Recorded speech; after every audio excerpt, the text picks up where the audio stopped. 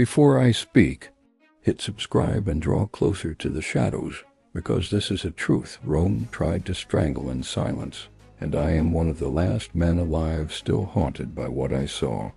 My name is Lucius Varro, once a simple keeper of supplies, a quiet man forgotten in the corners of the empire. But the night Rome turned to its darkest weapon, I became the unwilling witness of a secret no empire should ever birth. People think Rome was defended by steel and discipline, but steel shivers, and discipline breaks. Sometimes desperation chooses a weapon that should never have existed. The first time I saw them, I felt my breath stumble, not because they were dangerous, but because every instinct in me whispered that whatever they were about to become was never meant to exist. They were pigs, ordinary creatures, until the generals painted them with oil and whispered to them as if comforting doomed children.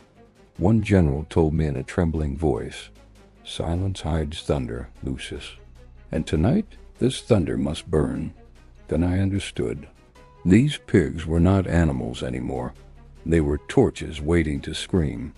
During the siege, when the enemy's war elephants thundered toward our walls, Rome unleashed its secret. And for a moment, time stopped. The wind quieted, and even the stars seemed to recoil from what was coming. I can still taste the horror.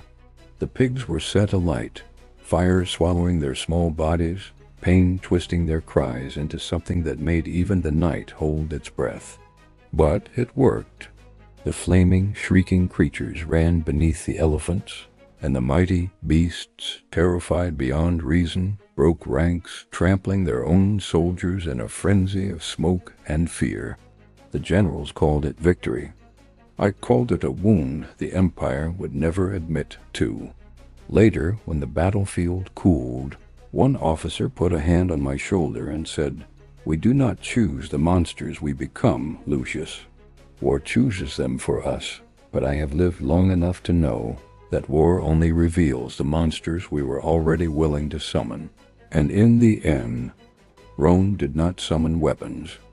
It summoned nightmares, with oil, with fire, with innocence offered to the flames like a quiet sacrifice.